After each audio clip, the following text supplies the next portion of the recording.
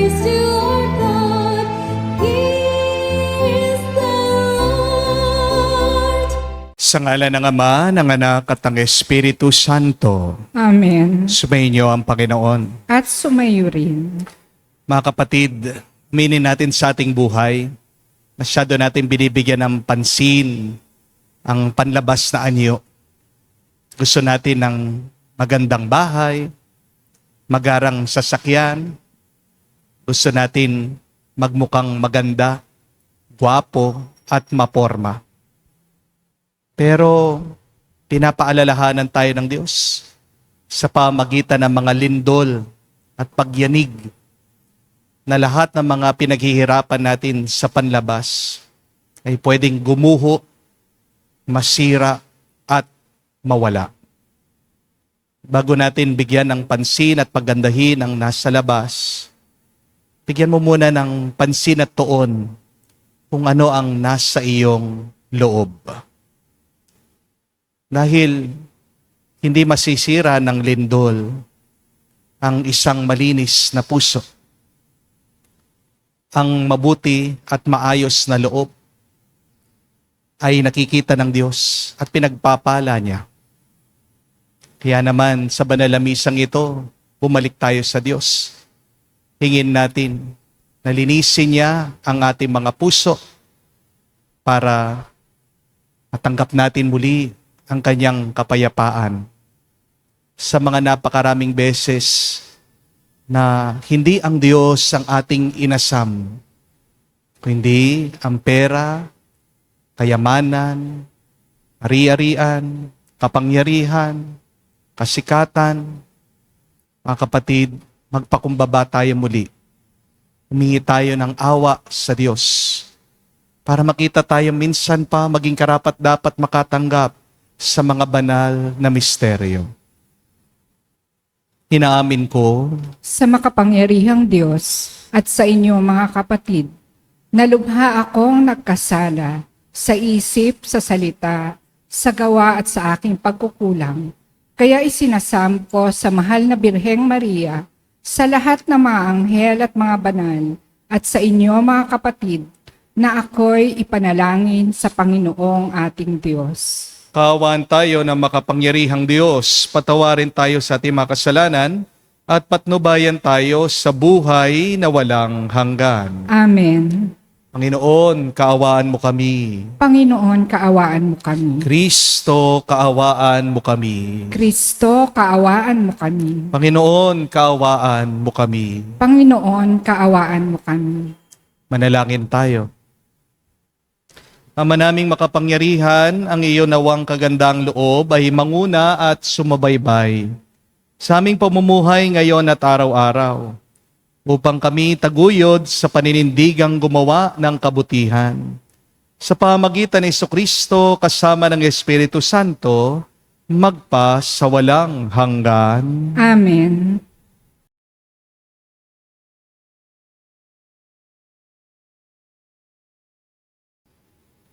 Pagbasa mula sa sulat ni Apostol San Pablo sa mga taga-Roma.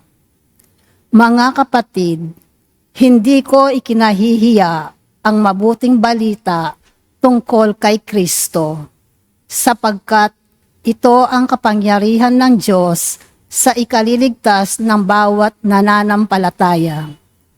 Unay sa mga Hudyo at gayon din sa mga Griego.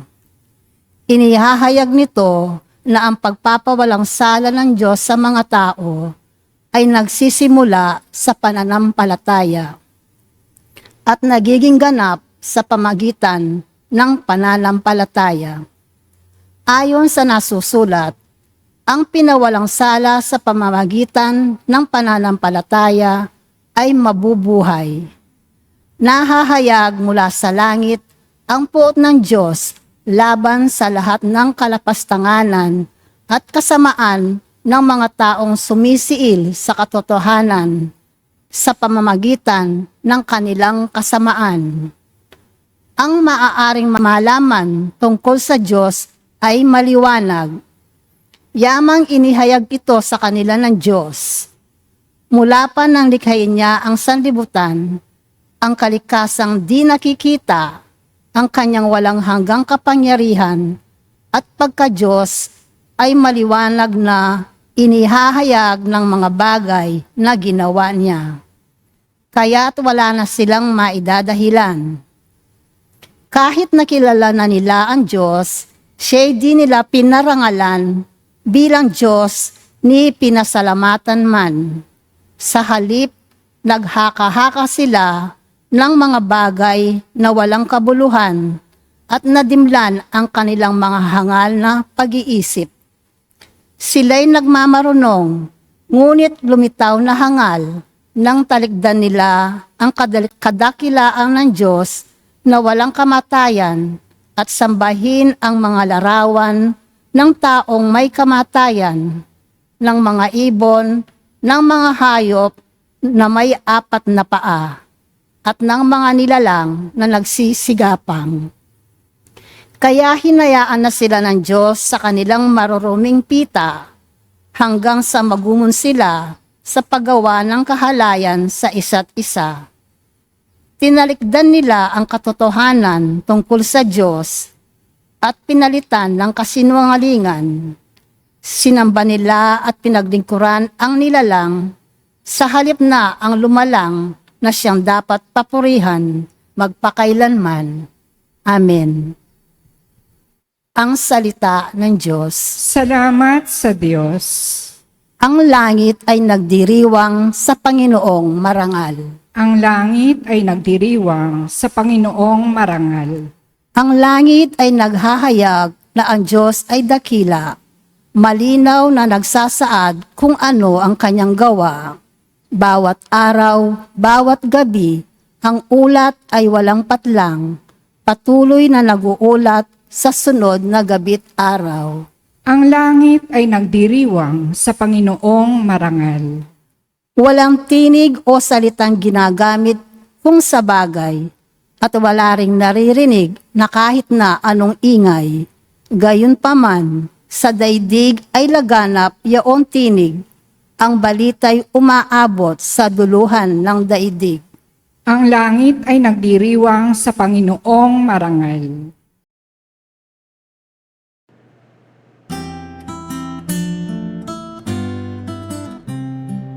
Alleluia, alleluia, alleluia, alleluia, alleluia, alleluia, alleluia,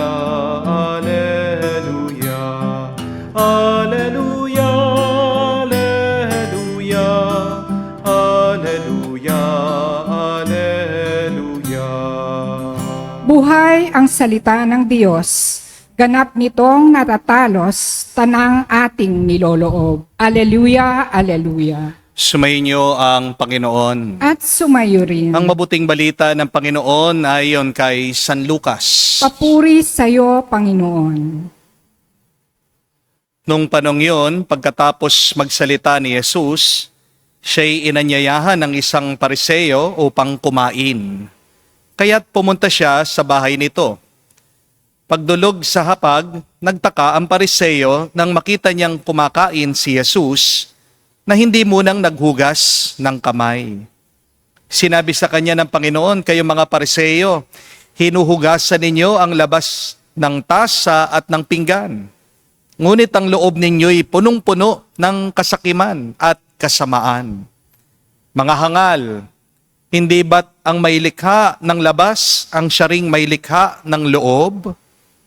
Ngunit ipamahagi muna ninyo sa mga dukha ang mga laman ng mga sisidlan at magiging malinis ang lahat ng bagay para sa inyo." Mga kapatid, ang mabuting balita ng ating Panginoon. Pinupuri ka naming Panginoong Heso Kristo. Magandang araw po muli sa inyong lahat. Sabi po nila, first impressions last. Naniniwala po ba kayo doon? Kasi po, merong isang nag-comment doon sa isang video ko, isang misa ko. Nabasa ko lang po. Di ko po mapigilan kasi minsan na nagbabasa ng mga comments. Alam niyo, sabi nitong tao tungkol sa akin, "You look like a monkey." Sabi ba naman po? Siyempre, nasaktan po ako. Tao din naman ako. Di po ba? Pero, yung susunod na comment, meron din pong nagsulat. Alam niyo po, sabi niya, "Father, when you are talking, you look like an angel." Kaya, nalito po ako. Tinatanong ko ang aking sarili, ano ba talagang totoo? Mukha ba talaga akong unggoy o anghel? Ano po sa tingin niyo? Ang katotohanan po kasi, kahit na anong gawin natin, magkakaroon ng impressions o tingin ang ibang tao tungkol sa atin. Amen? Ang impression ay larawan o ideya na ginagawa po ng isang tao tungkol sa iyo. Gumagawa po ng impression ng ibang tao tungkol sa atin para maunawaan nila sino ba itong aking kausap. Pero totoo naman po, first impression last. But, meron pong but. Remember this. Lasting impressions last longer. Ibig sabihin, first impressions can change through time, experience, and encounter. Amen? Darating din ang araw sa pamamagitan ng karanasan, ng pakikisama, magbabago din ang tingin ng ibang tao tungkol sa iyo. Tandaan po natin, ang panlabas ay nakikita, pero ang panloob ay nararamdaman. Sa Ebanghelyo, inimbitahan po si Jesus ng isang Pariseo para kumain doon sa kanyang tahanan. Nagulat daw po yung Pariseo. Bakit? Dahil kumain daw ang ating Panginoong Hesukristo na hindi naguhugas ng kanyang kamay. Ang concern po ng Pariseo dito, hindi naman po tungkol lang sa health. Pero ang concern po niya, yung ritual. May sinusundan po kasi silang tradisyon. Pero tingnan nyo na po, ang Panginoon, hinusgahan din sa panlabas niyang anyo, sa panlabas niyang kilos. First impressions last. Kaya nga, yung mga ibang Pariseo, gustong ipapatay ang ating Panginoong Hesukristo kasi nilabag niya, sinisira niya yung kanilang tradisyon. Pero, meron pong gustong ituro talaga ang ating Panginoong Hesukristo dito sa kanyang ginawa. Wala naman pong ginagawa ang ating Panginoong Hesukristo na walang kahulugan. Lahat ng ginagawa niya, meron siyang gustong ituro at sabihin sa atin. At ano po? Na mas mahalaga ang kalinisan ng puso kaysa sa kalinisan ng kamay.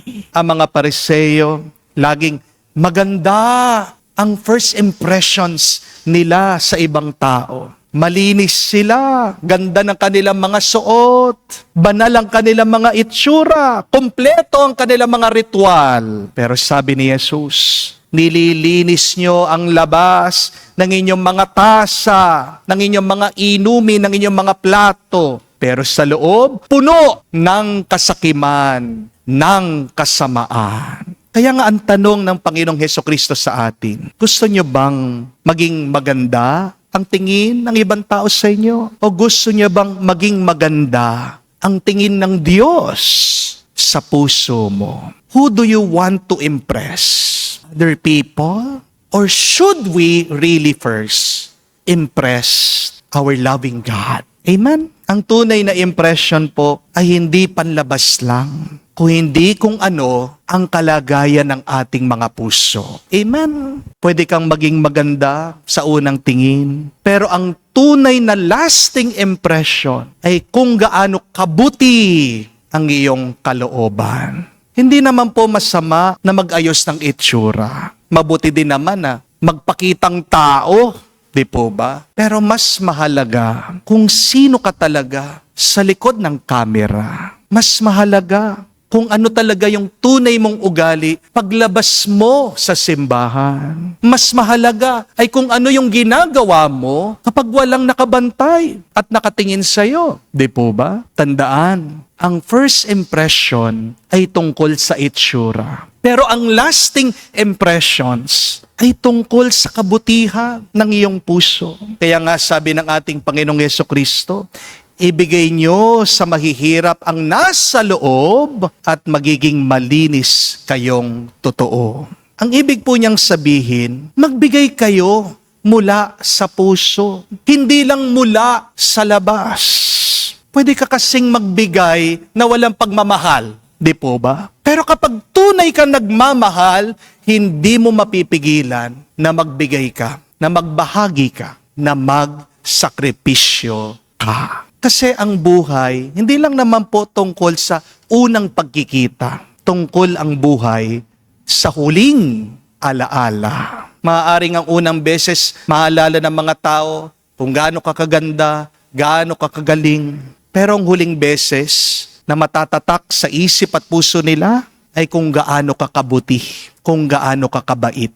Kapag ikaw ay lumisan na dito sa mundo, kapatid, hindi naman maalala ng ibang tao yung mga naging suot mo. Di po ba? Ang maalala nila ay kung ano ang naramdaman nila nung kasama kanila. Hindi naman maalala ng ibang tao kung ano yung cellphone na gamit mo eh. Pero ang maalala ng ibang tao ay kung ano yung mga sinabi mo nung kaharap mo sila. Hindi rin naman maalala ng iba kung ano yung itsura, anong klase ang iyong sapatos. Ang maaalala ng iba ay yung mga panahon na bumisita ka sa kanila noong nahihirapan sila. Hindi rin maalala ng ibang tao yung mga pinopost mong bakasyon, pero ang hindi makakalimutan ng ibang tao ay yung iyong bukasyon. Ganito rin po kay Jesus. Ang mga tao ay namangha, oo, sa mga milagro niya. Pero ano talagang tumatak sa isip, sa alaala, sa puso ng mga tao? Yung kanyang sakripisyo sa krus. Ang lasting impression ng ating Panginoong Jesucristo ay yung kanyang walang hanggang pagmamahal sa atin. Pinakita niya yan sa pagbibigay ng mismong buhay niya para sa atin. Sabi nila, 2 beses po gumagawa tayo ng impression sa ibang tao. The first one is when we say hello to them. But the second one is when we say goodbye to them. How is your hello to other people? How will you say goodbye to them? Hari nawa, yung iyong hello at goodbye, pareho na punong-puno ng pag-ibig at malasakit. Amen? Madali lang naman pong baguhin yung ating panlabas na anyo, lalong-lalo na kapag meron kang pera. Di po ba? Madali lang magparetoke ng ilong. Patangos mo yan. Madali na rin po ngayon. Paayos nyo yung mga kilay nyo. Ipatato nyo yan. Madali din naman po na magpa-makeup. Pagandahin mong yung sarili. Madali din po pumunta kayo sa mga mall, sa mga tindahan. Bumili kayo ng mga mamahaling damit para pumorma-porma kayo. Pero alam nyo kung anong mahirap? Yung ipa-facelift mo, yung iparetoke mo ang iyong puso. Kasi kahit na gaano karami ang iyong pera at kayamanan, pag marumi ang iyong puso, marumi pa rin yan. Amen? A dirty heart will always show in your face with how you talk, with how you treat other people. Sabi nga po ng ibang mga netizens, kinikriticize yung mga nepo babies, yung mga anak po ng mga corrupt na opisyal. Corruption cannot buy class. Kahit na bilyones na ang pera mo, hindi magpapaganda sa'yo ito. Lalo na kung galing sa nakaw ang pera mo, nagiging pangit ka lang sa tingin ng Diyos at ng iyong kapwa. Di po ba? If you want to become beautiful outside, please, you don't need a change of wardrobe or makeup. Do you want to become beautiful? Do you want to become handsome? You need a change of heart. Amen? Kaya nga po, mga kapatid, habang ang mundo ay obsessed sa first impressions, ang Diyos po ay interesado sa heart impressions. God is still looking at what is inside of us. Remember, God is not impressed by your clothes, by your titles, by your watch, by your gadgets, by your photos. God is more impressed with your patience, your humility, and your hidden sacrifices. Dahil darating naman po ang araw, di ba? Tanggapin man natin o hindi, kukulubot din ang ating mga balat. Manghihina ang iyong mga pangangatawan. Pero ang isang mabuting puso, kailanman, hindi po tatanda at mawawala yan. People may laugh at you now with how you look. But remember, heaven smiles at how you love. Yun lang naman po ang pinakamahalaga kung paano tayo umiibig, kung paano tayo nagmamahal. So, when the time comes, when you stand before God, God will not ask you, how did you look? But rather, He will ask you, how did you love? Kaya nga po, mga kapatid, kahit na ikaw ay may sakit ngayon, nagpapagaling ka, kahit na ikaw ay nag-aalala sa mga gastusin, sa mga babayaran mong utang, kahit na ikaw ay nalulungkot dahil sa ginagawang kasalanan ng iyong asawa, o kahit na tayo pong lahat ay nagagalit pa rin dahil sa korupsyon ng ating bansa, naghahanap tayo ng mabuting pamumuno. Kapatid, sa gitna ng marumi at magulong karanasan natin, sana manatili pa ring malinis at maayos ang iyong puso. Paano? Ilapit mo yan sa Diyos. Kapatid, huwag niyo pong hahayaan ang gulo ng mundo, guluhin ang iyong loob. Huwag mong hahayaan ang maduming pag-uugali ng ibang tao na dudumihan din ang iyong puso. Paglaban natin ang tama at mabuti. Opo, yes. Haba sanang nananatili na malinis ang ating mga loob. Kaya magdasal po tayo, mga kapatid, na mas bigyan natin ng pansin, unang-una, araw-araw. Ano ba ang itsura at kalagayan ng aking loob, ng aking puso, ng aking kaluluwa, bago tayo magpagod at magtrabaho sa kaayusan ng ating mga panlabas.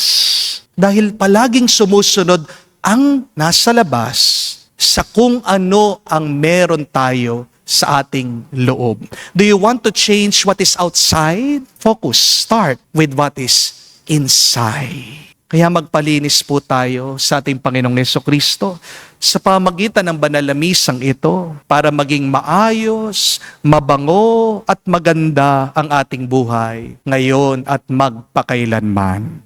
Amen. Tumayo po tayo, alay po natin sa Diyos ang ating mga dasal at panalangin mulat sa ating pagiging hindi karapat-dapat. Tinataas natin ang ating mga isip at puso sa Diyos Ama at inilalahad natin sa Kanya ang ating mga pangangailangan. Ating sabihin, Panginoon, dinggin mo kami. Panginoon, dinggin mo kami. Ang simbahan, lalo na ang kanyang mga pinuno, naway isa puso ang gawain ng pagbabago at pagbabalik loob. Manalangin tayo sa Panginoon. Panginoon, dinggin mo kami. Ang mga opisyal ng gobyerno naway magpakita ng tunay na malasakit para sa katarungan, dangal at pagkakaisa. Manalangin tayo sa Panginoon. Panginoon, dinggin mo kami. Ang mga nagtatrabaho sa media naway akayin ang mga tao sa katotohanan at isulong ang pinahahalagahan ng Ebanghelyo. Manalangin tayo sa Panginoon. Panginoon, dinggin mo kami.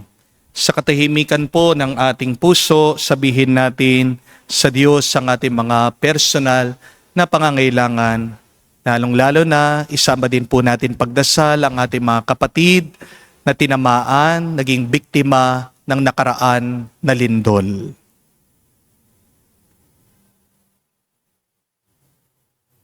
Ama naming Diyos, tulungan mo kaming ibigin at paglingkuran ka sa espiritu at katotohanan sa pamagitan ni Kristo ang aming daan. Hinihiling namin ito sa pamagitan ni Kristo, aming Panginoon. Amen.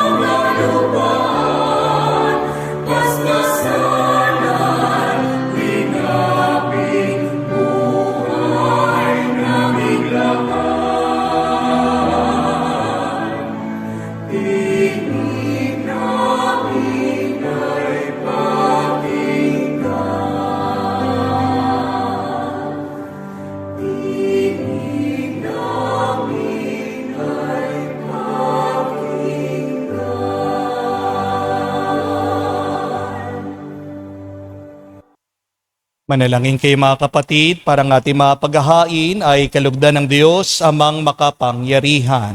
Tanggapin nawa ng Panginoon itong paghahain sa iyong mga kamay, sa kapurihan niya at karangalan, sa ating kapakinabangan at sa buong sambayanan niyang banal. Ama naming lumikha, tanggapin mo ang aming mga panalangin na sumasaliw sa aming paghahain upang sa ginaganap naming pagdiriwang, kami makatawid sa kalwalhatian sa pamagitan ni Jesucristo kasama ng Espiritu Santo, magpa sa walang hanggan. Amen. Sumainyo ang Panginoon. At sumaiyo rin. Itaas sa Diyos sa inyong mga puso at diwa. Itinaas na namin sa Panginoon. Pasalamatan natin ang Panginoong ating Diyos. Marapat na siya ay pasalamatan. Ama naming makapangyarihan, tunay nga marapat na ikaw ang aming pasalamatan. Nasa iyong aming buhay, pagkilos at pag-iral. Sa pamumuhay namin, araw-araw, tinatamasa namin ng iyong pagmamahal. Sa pag-ibig mong pinunla sa sangkatauhan, ang Espiritu Santo'y unang aning bigay. Ng anak mong naglagak sa amin ang katiyakang, nakalaang mabuhay kami sa piling mo kailanman. Kaya kaisa na manghel nagsisiawit ng papuri sa iyo, nang walang humpay sa kalangitan. Kami nagbubunyi sa iyong kadakilaan.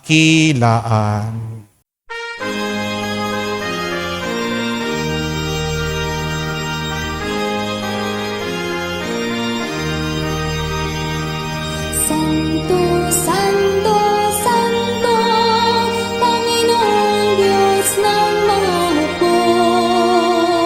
Napupuno ang langit at lupa ng kadakilaan mo. Hosana sa kaitasan, pinagpalang na Panginoon sa ngalan ng Panginoon. Hosana sa kaitasan, Hosana sa kaitasan. Ama naming banal, ikaw ang bukalan tanang kabanalan. Kaya't sa pamagitan ng iyong Espiritu, gawin mong banal ang mga kaloob na ito, upang para sa amin, maging katawan at dugo ng aming Panginoong Hesukristo. Bago niya pinagtiis ang kusang loob na maging handog, hinawakan niyang tinapay, pinasalamatan kanya. Pinaghati-hati niya iyon, inabot sa kanya malagad at sinabi, tanggapin ninyong lahat ito at kanin. Ito ang aking katawan na ihahandog para sa inyo.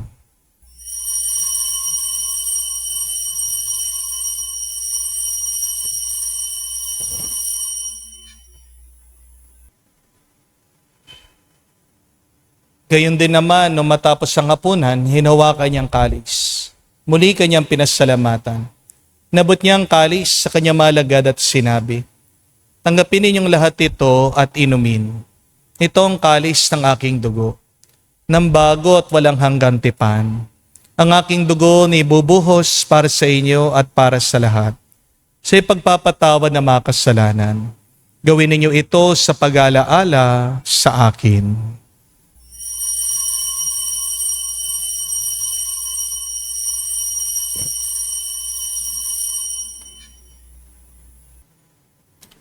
Ang misteryo ng pananampalataya.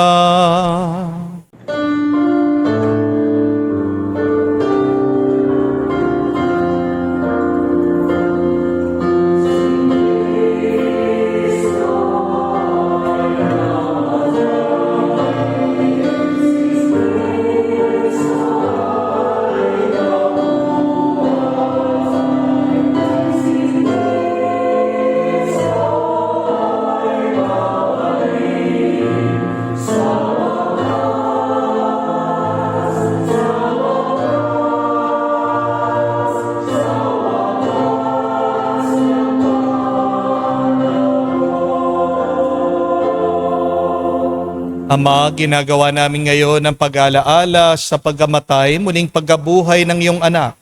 Kaya tinialay namin sa iyong tinapay nagbibigay buhay at ang kalis na nagkakalob ng kaligtasan. Kami nagpapasalamat dahil kami iyong minarapat na tumayo sa harap mo para maglingkod sa iyo. Sinasamo namin kami magsalo-salo sa katawan at dugo ni Kristo ay mabuklod sa pagkakaisa sa pamagitan ng Espiritu Santo. Amalingapin mong iyong simbahan, laganap sa buong daigdig. Puspusin mo kami sa pag-ibig. Kaisa ni Leon ng aming Santo Papa, si Florentino aming Arsobispo ng Tanang Kaparian.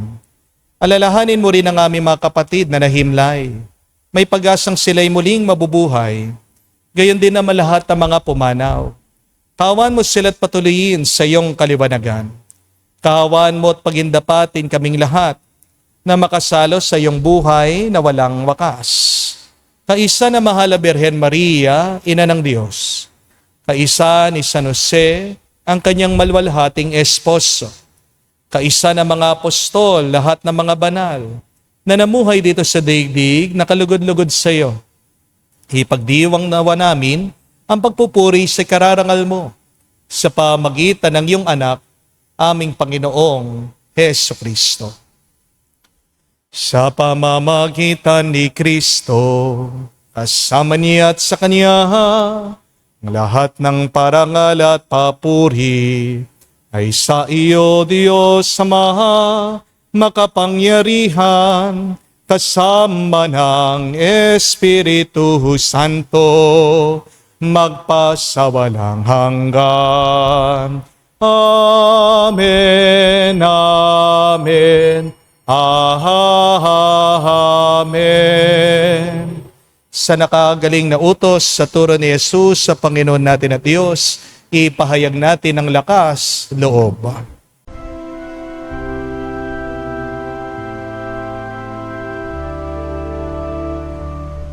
Ama namin, sumasalangit ka, sambahin ang ngalan mo, mapasa amin ang kaharian mo, sundin ang loob mo dito sa lupa para nang sa langit.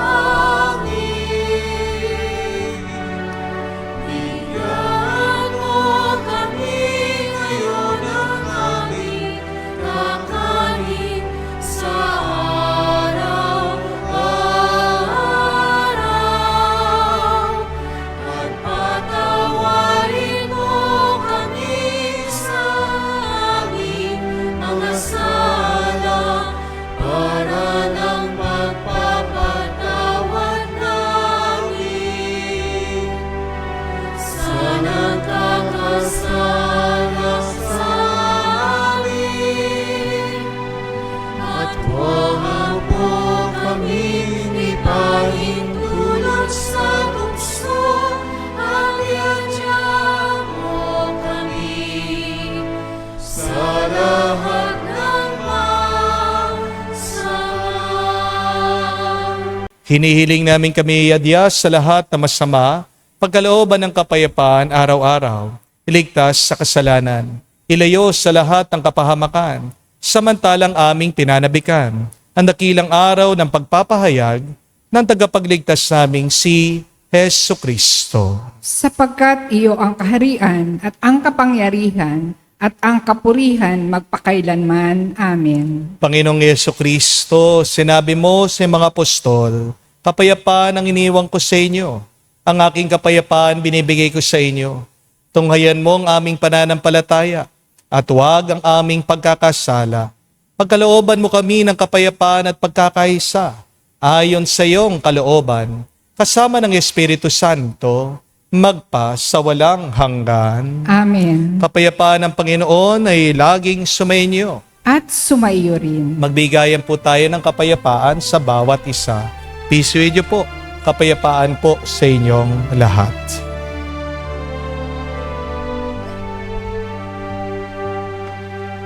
Kordero ng Diyos na nag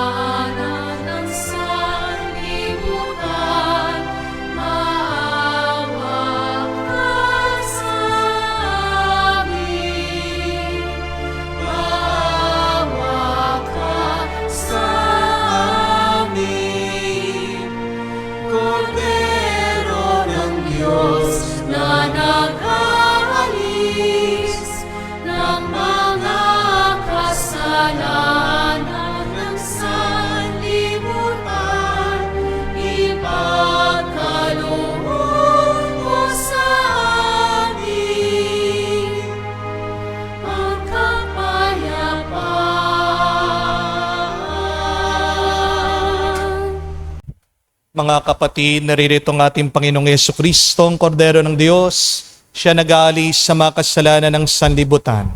Mapalad tayong lumalapit sa piging ng Kordero.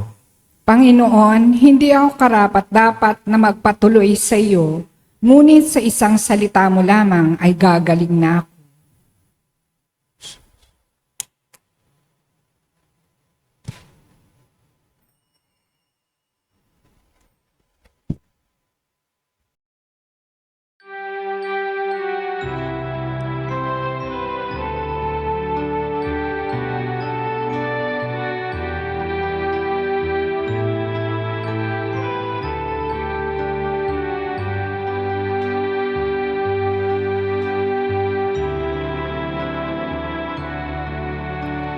Alam mong pagkatao ko, wala akong matatago. Alam mong aking isipan, alam mo ang lahat ng ginagawa ko, O Diyos. Gabayan mo ko, Diyos, sa buhay na ito. Ilapit mo ako sa pagmamahal mo. Dalhin mo ko, Panginoon, sa kalangitan. Buhay kasama mo.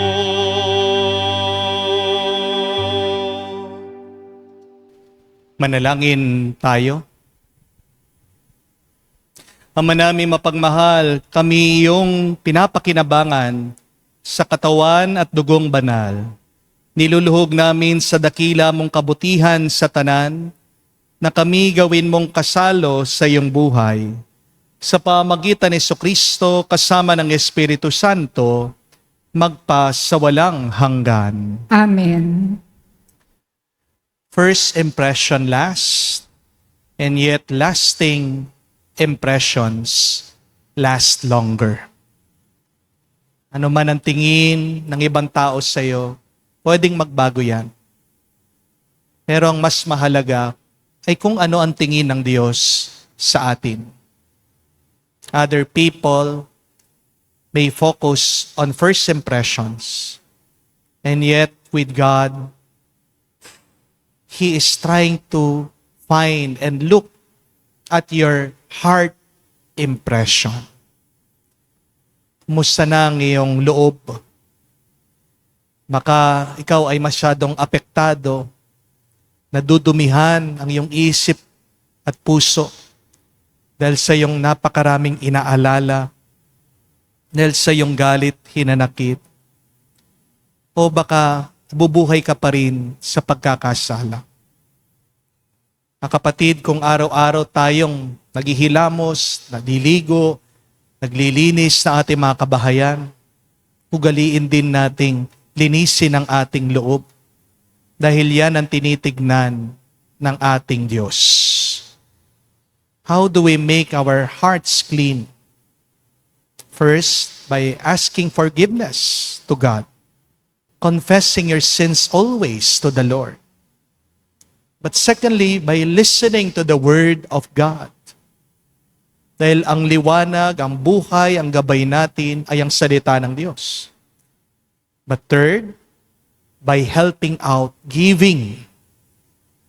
At naway pag ikaw ay nagbibigay, galing sa puso, naway ito'y galing sa iyong pagmamahal. Kahit na tayo nahihirapan, pwede ka magbigay. Kahit na ikaw ay dumadaan sa napakabigat na pagsubok, pwede ka magbahagi. Hindi lang naman po pera ang pwede nating ibahagi. You can give through praying for others. So maraming salamat po sa mga nagbibigay, nagdodonate. Ibibigay po natin yan, ibabahagi natin sa mga biktima ng lindol. But please say a little prayer for other people. Do not forget to pray for others as you pray for your own intentions. Because what you give, God will also give it back to you 100-fold. So, dalawang paraan para makapagbigay sa pananalangin at pagtulong, pagkawang gawa. Okay, mga kapatid, sa inyong pagdarasal at sa inyong malasakit sa iba, makapagpaganda pa ng inyong puso at yan sana maging daan para kayo'y punuin pa ng mas maraming pagpapala at grasya ng Diyos. Sumainyo ang Panginoon. At sumayo rin. At kayo basbasa ng Diyos, makapangyarihan sa lahat. Sa ngalan ng Ama, ng Anak, ng Espiritu Santo, Amen. ang ating misa'y natapos na. Humayo kayo sa kapayapaan ni Kristo. Salamat sa Diyos.